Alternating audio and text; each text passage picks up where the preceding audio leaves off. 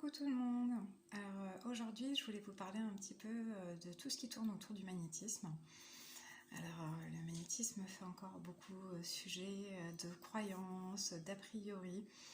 Euh, Certains pensent que c'est de la magie alors qu'on a quand même beaucoup d'explications aujourd'hui autour de tout ça, d'études de plus en plus scientifiques. Il y a aussi des corps médicaux qui commencent à travailler avec des personnes qui font du magnétisme, puisque l'on arrive à apercevoir les bienfaits de ces différentes pratiques. Alors, il faut savoir que dans les magnétiseurs, il y a des pratiques qui sont complètement différentes entre le Reiki, après il y a des personnes qui vont toucher aussi dans le magnétisme et la kinésiologie ou l'ostéopathie. C'est vraiment propre à chacun. Pour ma part, alors c'est vrai que je travaille principalement en magnétisme avec le Reiki, bien entendu, puisque je suis maître Reiki, et aussi avec de la radiesthésie qui me permet bien, tout simplement d'avoir une recherche un peu plus approfondie par rapport aux problématiques que les personnes peuvent avoir quand elles passent au cabinet. Alors la radiesthésie c'est quoi? Pour beaucoup c'est un terme encore un petit peu complexe.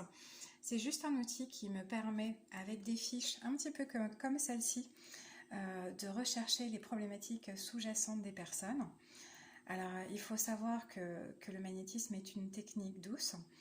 Elle chamboule assez souvent la personne pendant 24-48 heures, mais ça c'est toujours propre à chacun et en fonction du corps de la personne, sa réceptivité, puisque chacun a une réceptivité qui est complètement différente et entre les différents praticiens, et puis surtout avec tout le bagage émotionnel qu'ils peuvent avoir au-delà. Alors, des fiches comme celle-ci, bon, il en existe des différentes, permettent de nous montrer un petit peu la complexité du travail que l'on peut avoir sur le corps humain. On peut retrouver tous ces éléments aussi au travers des points d'acupuncture qui sont un petit peu plus connus aujourd'hui. Mais voilà, l'énergétique, c'est toutes ces informations-là. Les réglages dont le corps a besoin pour absorber les mots MOTS et les mots MAUX que le corps a pu engendrer au fur et à mesure des années. Alors pour certaines personnes, il y a des choses qui sont là, qui sont présentes depuis très longtemps. Donc il faut savoir que le magnétisme ne peut pas tout résoudre déjà d'une part en une seule fois, mais il faut aussi laisser le temps au corps de digérer toutes les informations et tous les changements qui ont été apportés par le praticien. Alors, au-delà de ces changements corporels, comme je l'explique souvent au niveau du capinet, que l'on va trouver au niveau des chakras, qui sont les points qui sont juste ici, on va retrouver aussi un petit peu les mémoires qui correspondent au corps. Alors, c'est ce que l'on appelle l'aura. Alors, l'aura, ce n'est pas quelque chose qui est visuellement palpable, bien entendu, hormis quand on est un praticien dans le domaine de l'énergétique, puis en fonction des capacités de chacun. Mais il faut savoir que chacune de ces catégories est comme un petit fichier d'un disque dur d'un ordinateur, et qu'il faut pouvoir régler chacune de celles-ci, aussi bien sur le côté génétique, sur le passé émotionnel familial, sur les chocs, sur les traumatismes, beaucoup d'éléments qui peuvent intervenir et qui peuvent apparaître sous des formes complètement différentes au niveau du corps humain. Alors bien souvent, la localisation, pour nous, lorsque l'on travaille, nous donne un certain nombre d'informations. Je prends souvent l'exemple, par exemple, du genou, le je et le nous, le lien avec les autres, le temps qu'on s'accorde à soi-même, le temps qu'on accorde aux autres, l'équilibre par rapport à tout ça, et qui peut s'impacter au niveau du corps. Donc il faut que le praticien règle énergétiquement pour qu'il y ait une meilleure adéquation, comme une balance qui rééquilibre un petit peu tous ces dosages, mais il faut aussi que la personne en tant que telle prenne le temps d'assimiler tout ça. Alors souvent par le Reiki, on dit qu'il faut compter une vingtaine de jours. Pour certaines personnes, ça va prendre des mois, pour d'autres, ça va prendre très rarement des années, mais c'est que le processus était bien ancré et qu'il faut absolument laisser le temps au corps de se réparer, c'est indispensable. Autour de ça, on a aussi donc différentes sphères énergétiques qui encore pour une fois apportent une problématique différente dont il faut tenir compte.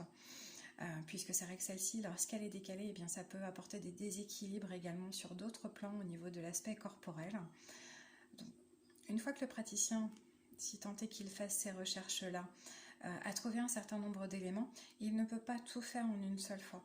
C'est important d'en avoir conscience, tout simplement parce que le corps ne peut pas absorber trop de modifications en une seule fois, alors que finalement ces émotions elles se sont mises au fil du temps. Et ça, c'est vrai que beaucoup de personnes sont dans l'attente de résultats immédiats, très rapides. Alors pour certains, c'est vrai qu'on va avoir un déclic, quelque chose d'extrêmement fulgurant, puisque l'émotion n'était peut-être pas là depuis très longtemps, ou tout simplement parce que le processus avait déjà commencé et que le thérapeute a poursuivi dans cette démarche-là. Donc c'est vrai que c'est propre à chacun.